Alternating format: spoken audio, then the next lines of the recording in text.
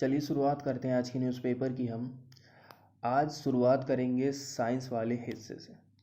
पहली न्यूज़ जो है वो क्लाइमेट चेंज को लेकर है। यहाँ पर एक विश्लेषण किया गया है कि अभी जो अलग अलग देशों के द्वारा ग्लासगो में COP26 में जो घोषणाएं की गई थी ना, वो कितनी प्रभावी होने वाली हैं, कितना टेम्परेचर उसमें कम होने वाला है पूरे विश्व का, पूरी पृथ्वी का। इसी को लेकर के ये आर्टिकल छपा है। इसमें वैज्ञानिकों ने अपने अपने विश्लेषण बताए हैं। तो यहाँ पर बताया जा रहा है कि जो कंट्रीज़ ने घोषणा की थी ना कि हम इम्प्रूव करेंगे किसको, ग्लोबल टेम्परेचर को रोकने के लिए, अलग अलग, ठीक है, अलग अलग घोषणाएं हुई थी। तो वो जो घोषणाएं हैं, वो जो टेम्परेचर रोकने वाली बात है ना, वो केवल 1/3 हिस्सा ही कम होने वाला है।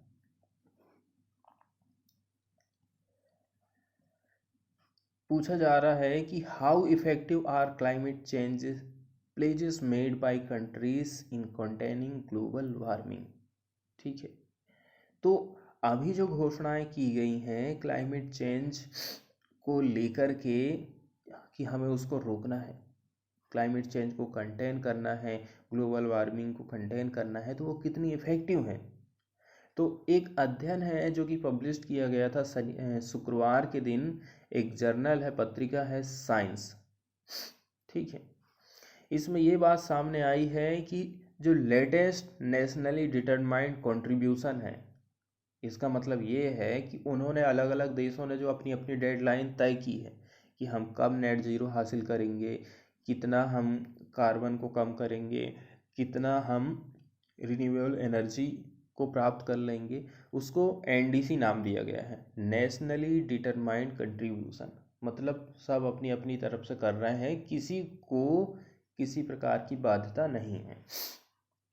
तो 120 कंट्रीज़ ने NDC की घोषणा की है। ठीक है, हम बात कर रहे हैं जो 30 सितंबर को।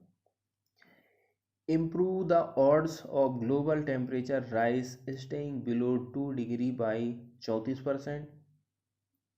इसमें बताया जा रहा है कि ये जो घोषणाएं हैं ना, टेम्परेचर को 2 डिग्री से कम रखने में की जो संभावना है वो 34% है, और 1.5 डिग्री से नीचे ग्लोबल टेम्परेचर को रखने की मात्र 1.5% ही संभावना है।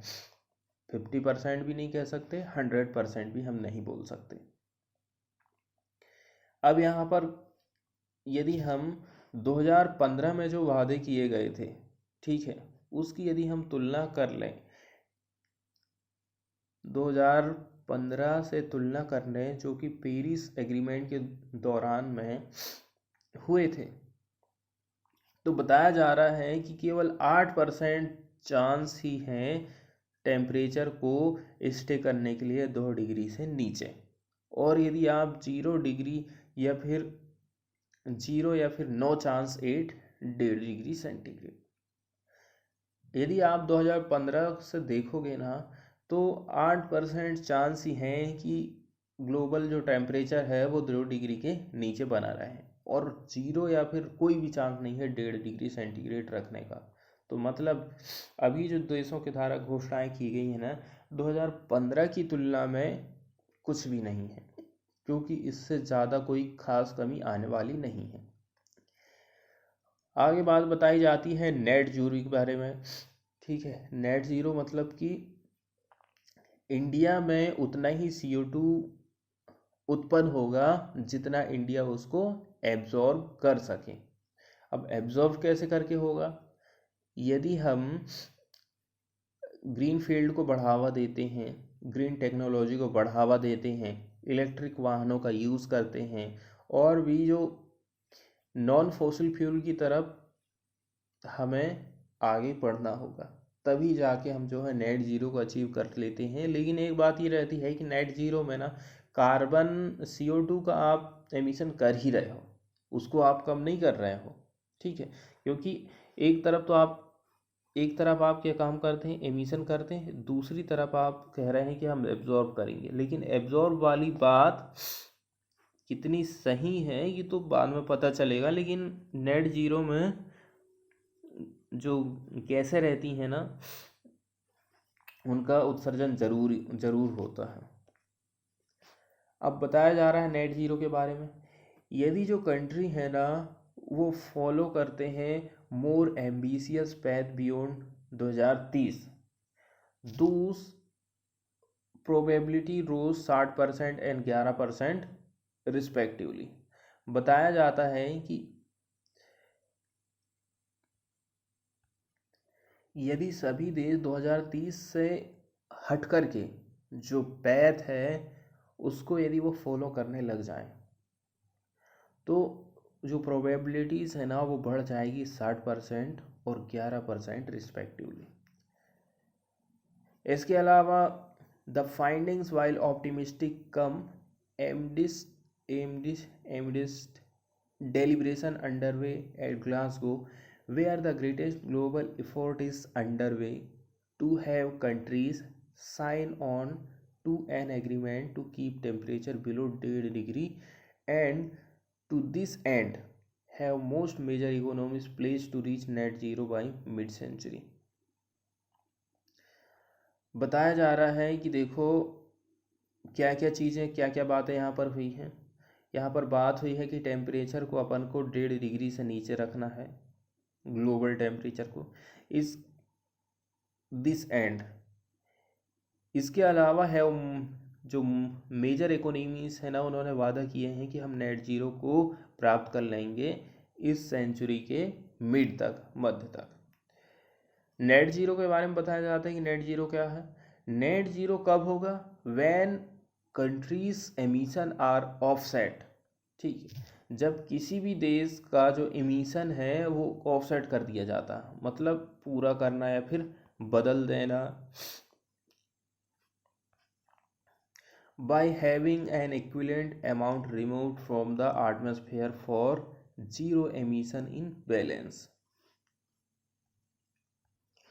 तो जो नेट जीरो हम कब कहेंगे? जब किसी भी कंट्री का जो एमिशन है ना उसको क्या कर दिया जाए, चेंज कर दिया जाए, उतनी ही इक्विवेलेंट मात्रा में removed from the atmosphere for zero emission in balance. तो बैलेंस करने के लिए उसकी जो मात्रा है उसको रिमूव कर दिया जाता है एमिशन की। जैसे कि यहाँ पर बताया जाता है United kingdom, America, European union, इन्होंने कमिटमेंट किया है कि 2050 तक, ठीक है, हम जो है नेट जीरो को प्राप्त कर लेंगे। चाइना जो कि वर्ल्ड का लार्जेस्ट पॉल्यूटर है उसने इंडिकेट किया है 2060 की टाइमलाइन को, और इंडिया जो कि थर्ड लार्जेस्ट इमीटर है उसने 2070 की डेडलाइन बताया। केवल 12 कंट्रीज ऐसी हैं जो कि जिन्होंने इंसाइन किया है दिस कमिटमेंट को, मतलब प्रतिष्ठापित करना है, इंडक्ट करना होता है इसका मतलब इंसाइन का। उनके नाम बताए गए हैं Germany, Sweden, Japan, UK, France, Canada, south Korea, Spain, Denmark, New Zealand, Hungary और लग्जमबर्ग। अलग अलग लोगों का अलग अलग कहना है। जैसे कि इनका कहना है कि हम जो है ना और भी ज़्यादा क्लोज हो रहे हैं getting to 2 degree goal than 6 years ago when the Paris Agreement was first signed। Paris agreement में जो हम साइन किए थे उसकी यदि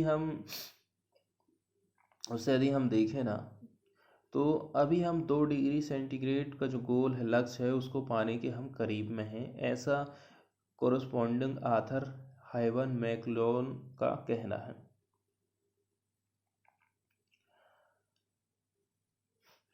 आगे कुछ बातें बताई जाती हैं। The wave of strengthened climate pledge and net zero target significantly increased our chance of staying under 2 degree Celsius.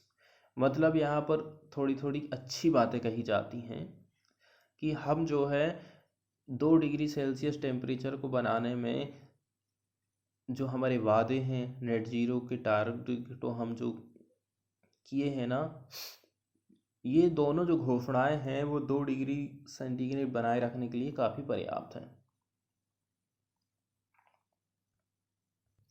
इसके अलावा इसमें बात की जाती है कि कई सारे जो फैक्टर हैं ना वो इन्फ्लुएंस हुए हैं नियर टर्म इमिशन ट्रेजेक्ट्री से and long term climate outcome से, ऐसा आथर ने कहा है।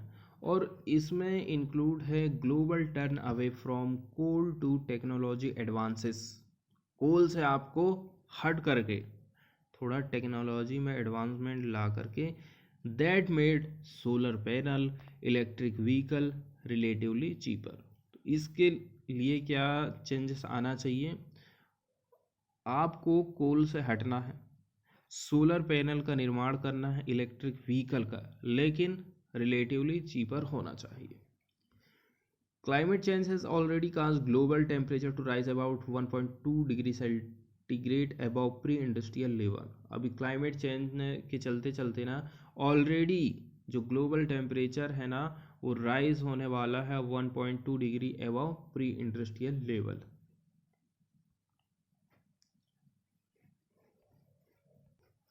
इसके अलावा एक बात इसमें और कही जाती है कि देखो, यदि आप पुरानी बातों को देखोगे ना, पिछले रिकॉर्ड देखते हो कि टेम्परेचर में किस प्रकार से वृद्धि हुई है, तो it has taken thousand of years, ठीक है, हजारों साल लग गए थे, ठीक है, टेम्परेचर को राइज होने के लिए। कुछ ही डिग्री यदि टेम्परेचर बढ़ा है तो उसमें बहुत लंबा गैप रहा है, ठीक है। मान के चलो पहले जो टेम्परेचर था वो 1 डिग्री था, 1 डिग्री से 2 डिग्री टेम्परेचर बढ़ने में बहुत सारे यहाँ पर बताया जा रहा है कि थाउजेंड ऑफ ईयर लग गए। And dramatic changes from the unpredicting swing India's monsoon to accelerate heating of the ocean are already occurring at a result of 1.2 degree increase. लेकिन आज के समय में देखा जाए ना तो टेम्परेचर तेज़ी के साथ में बदल रहा है। पहले टेम्परेचर बढ़ने में काफ़ी टाइम लग जाता था, अभी बहुत जल्दी के साथ में टेम्परेचर बदल रहा है। इसके बाद दूसरी न्यूज़ देख लेते हैं हम, साइंस की, कॉस्मिक जेट से रिलेटेड है। एक स्टडी है गैलेक्सी मेजर 87 M87 के बारे में है। तो गैलेक्सी क्या होता है, जिसको हम आकाशगंगा कहते हैं, जैसे कि हमारा सूरज है और उसके आसपास घूमने वाले ग्रह, उपग्रह, क्षुद्र ग्रह, ये मिलाकर के सौरमंडल बनाते हैं। ऐसे ही असंख्य तारों का जो समूह है ना वो कहलाता है गैलेक्सी। जैसे कि हमारा जो सौरमंडल, जो सूर्य है वो आकाशगंगा का एक हिस्सा है।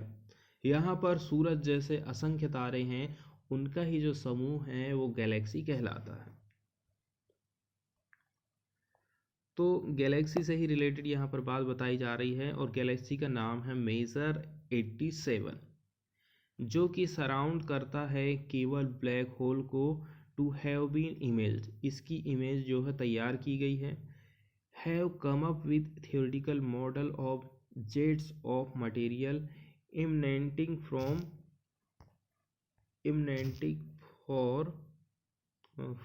M87। मतलब कि बताया जा रहा है कि theoretical model of jets of material emanating from 87, यहाँ से जो थियोरेटिकल मॉडल देखा गया है, जो कि यहाँ पर से जेट्स ऑफ मटेरियल का जो जेट्स है ना वो निकलता है कहाँ से, M87 से। The calculated image publish in Nature Astronomy resemble closely to observe and help confirm Einstein theory of relativity. तो बताया जा रहा है इससे आइंस्टीन का जो रिलेटिविटी की थ्योरी है ना उसमें हेल्प मिलेगी समझने में।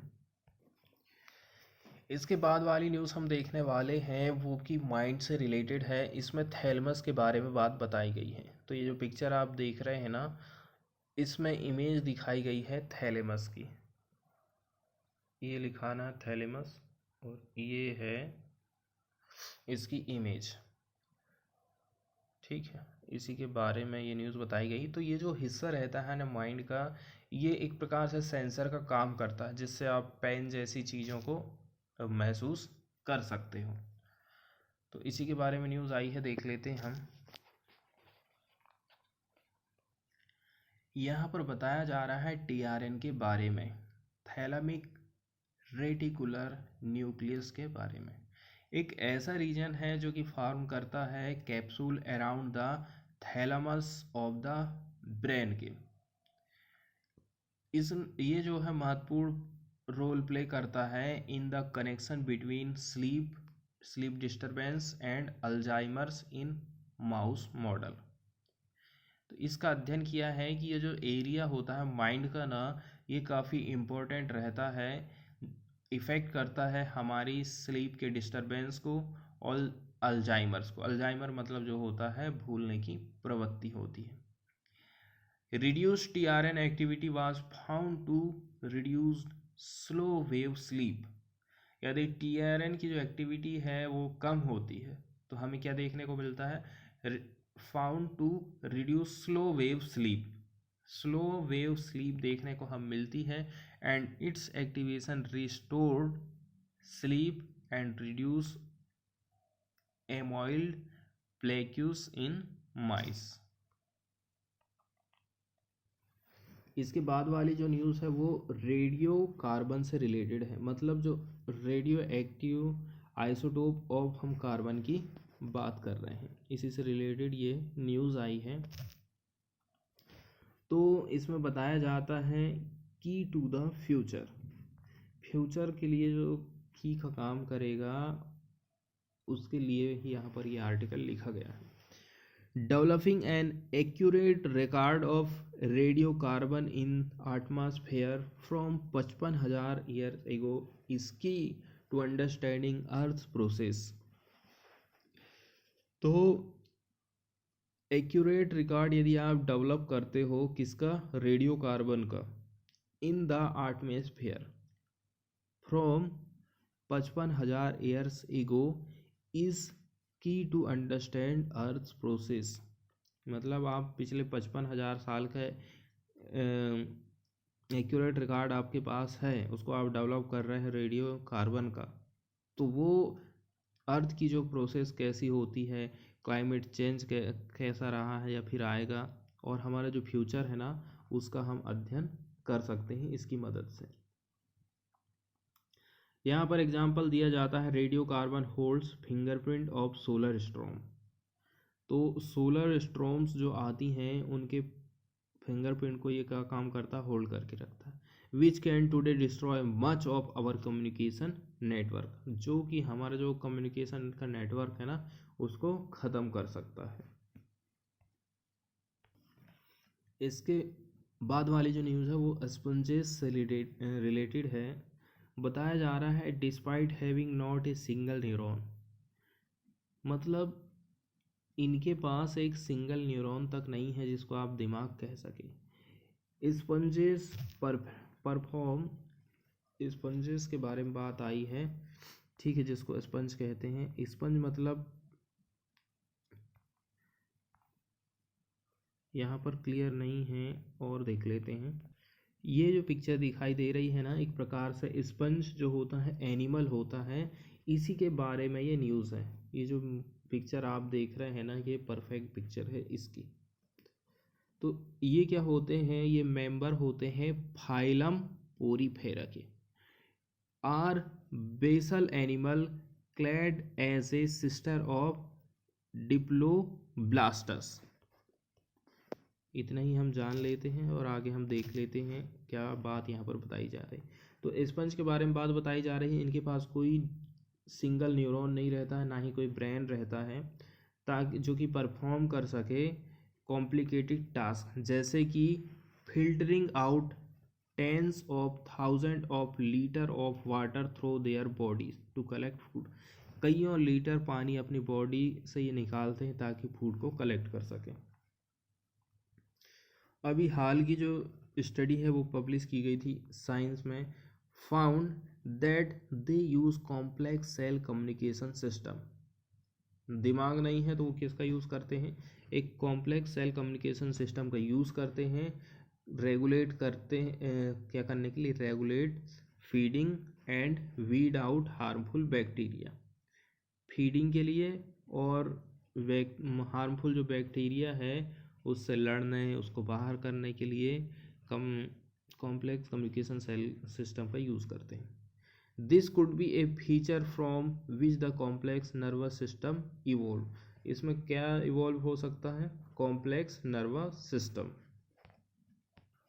इसके बाद यदि हम फॉरेन वाले पेज से देखें ना, तो अमेरिका में बात बताई जा रही है, यहाँ का जो हाउस है उसने पास कर दिया है बाइडेन का इंफ्रास्ट्रक्चर बिल को, clean drinking water, broadband access, electric vehicle and more to comes, ऐसा कहना है वाइट हाउस का। बहुत सारी चीज़ें आने वाली हैं, साफ पानी मिलेगा, ब्रॉडबैंड को सब लोग एक्सेस कर पाएंगे और इलेक्ट्रिक व्हीकल्स भी लाने वाले हैं, ऐसा इंफ्रास्ट्रक्चर इसमें कहा गया है।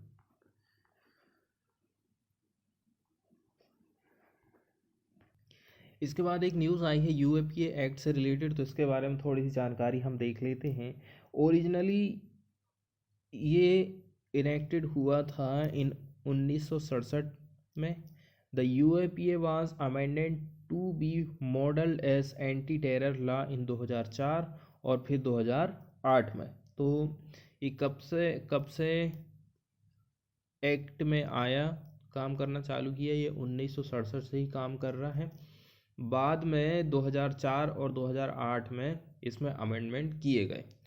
2019 की हम बात कर रहे हैं, अगस्त 2019 की पार्लियामेंट ने क्लियर किया था unlawful activity prevention amendment bill 2019 to designate individual as a terrorist on certain ground provided in act. तो इसमें क्या है, किसी एक व्यक्ति को भी अब टेररिस्ट घोषित किया जा सकता है। In order to deal with the terrorism related crime, it divides from ordinary legal procedure and create an exceptional regime where constitutional safeguard of the accused are curtailed। बताया जा रहा है बिटवीन 2016 और 2019 the period for which UAPA figures have been published by the National Record Crime Bureau, a total 4223 FIR हुई under various section of UAPA, of which 112 case have resulted in conviction. 4000 case दर्ज किए गए और मात्र 100 लोगों को सजा हुई है। मतलब इसमें भी जो है फर्जीवाड़ा चलते रहता है, गलत लोगों के ऊपर केस दर्ज कर लिया जाता है या फिर लोगों को परेशान किया जाता है यूपीए का सहारा लेकर के। वही इसका मतलब है कि यूएपीए जो कानून बना था इसका जो ज़्यादातर है ना मिसयूज़ हो रहा है। इसके बाद वाली हम न्यूज़ देखने वाले हैं चुंबी वैली से रिलेटेड।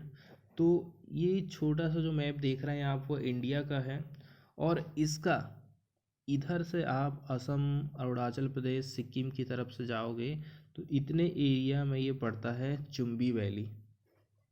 ये चाइना हो गया, ये याडोंग हो गया, और इसी रीजन को इसने चुंबी वैली का नाम दिया। इसके किनारे क्या पड़ जाता है अपना, सिक्किम पड़ जाता है। ये गंगटोक हो गया। तो इसी को लेकर के न्यूज़ आई है, क्या न्यूज़ आई है, China more active now at Chumbi valley, news ऐसी आई है। चाइना जो है चुंबी वैली में एक्टिव हो गया है। चाइना स्ट्रेंथन कर रहा है इसकी कनेक्टिविटी को और अपनी जो डेप्थ है ना उसको बढ़ाते जा रहा है। कहाँ पर, चुंबी वैली में। ये कहाँ पर, इसकी लोकेशन कैसी है, close to India's strategic and vulnerable Siliguri corridor according to official. In its report to the US Congress on military development involving the People's Republic of China, the Department of Defense का कहना है, despite diplomatic and military dialogues to reduce border tension, PRC has continued taking incremental and tactical action to press its claim it line of actual control, ऐसा official लोगों का कहना। इतनी सारी बातचीत हो रही है चाइना के साथ में, इसके बाद भी जो चाइना है ना कंटिन्यू है इंक्रीमेंटल और टेक्टिकल एक्शन लेने के लिए। इंक्रीमेंटल शब्द आया मतलब होता है, यहाँ तो दिखाया नहीं गया इसका, ग्रेजुअल एंड टेक्टिकल एक्शन। तो ग्रेजुअली वो एक्शन लेते ही जा रहा है, और जो सामरिक होता है ना, रक्षा से रिलेटेड एक्शन है, वो उसको कंटिन्यू करते ही जा रहा है, ताकि वो अपना जो क्लेम है ना उसको वो बढ़ा सके। ये ज़मीन हमारी है, इतना एरिया हमारा है एलएसी का, इस चीज़ को वो कंटिन्यू बढ़ाते ही जा रहा है। चाइना जो है बिल्ड कर रहा है alternative axis in the Chumbi valley. They are increasing their depth by building road through Bhutanese territory. ये लोग क्या काम कर रहे हैं, रोड बनाने का काम कर रहे हैं। इसके बाद आज के न्यूज़पेपर को हम यहीं पर ख़त्म करते हैं। और भी इम्पोर्टेंट कि रियाज न्यूज़, आपको न्यूज़ देखते रहना है, वेबसाइट पर जाइए, आप वहाँ पर देखते रहिए, ठीक है। edubuckets.blogspot.com पर जा कर के आप विज़िट करते रहिए। वहाँ पर टाइम टू टाइम जो खबरें छूट जाती, जिनको मैं नहीं डाल पाता हूँ, वो सारी चीज़ें वहाँ पर आपको देखने को मिल जाएंगी। ये वेबसाइट है, जैसे कि कुछ कुछ आर्टिकल हैं। कल हमने एसटीपी के बारे में देखा था ना, सीवेज ट्रीटमेंट प्लांट्स के बारे में, तो उस पर एक इम्पोर्टेंट आर्टिकल है हमारा, जो कि पॉल्यूशन को कंट्रोल करने से रिलेटेड है। बहुत सारी चीज़ें हम इसमें कर चुके, जैसे कि ग्रीन रिवॉल्यूशन, एग्रीकल्चर होल्डिंग, और भी बहुत सारी बातें हैं जिनको आप यहाँ पर जा कर के देख सकते हैं।